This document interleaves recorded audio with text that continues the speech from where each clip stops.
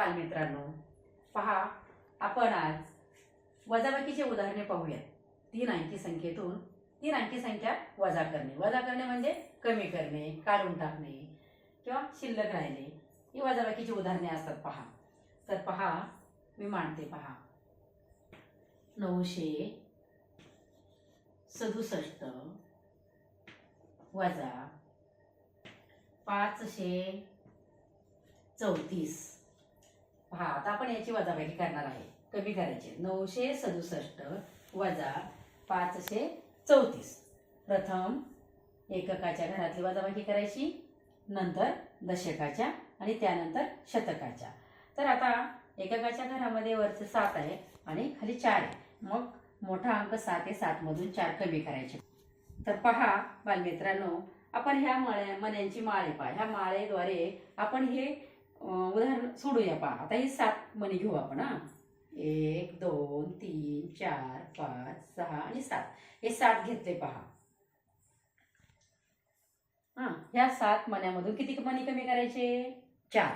तर 4 कमी करूया आपण। पहा 1 2 3 आणि हे 4 कमी केले। पहा तर किती राहिले रे?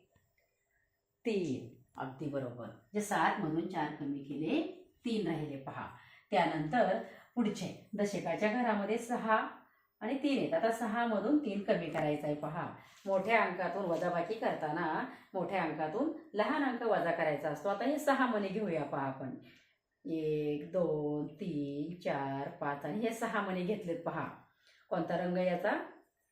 पिंक। तर त्या 6 मधून 3 कमी करूयात। पहा 1 2 3 कमी केले, काढून टाकले, खाऊन टाकले, म्हणजे शिल्लक राहिले। पहा आता किती राहिले शिल्लक? 3।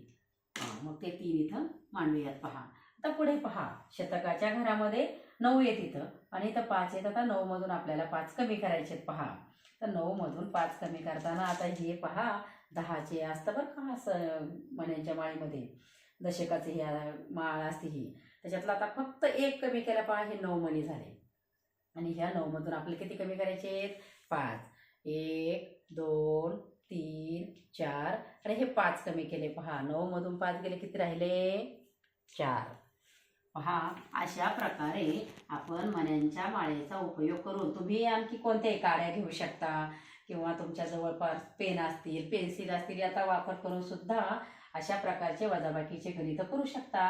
तर 967 वजा 534 याचं उत्तर आलेलं आहे 433। अशा उदाहरणांचा आपण आणखी सराव करूयात।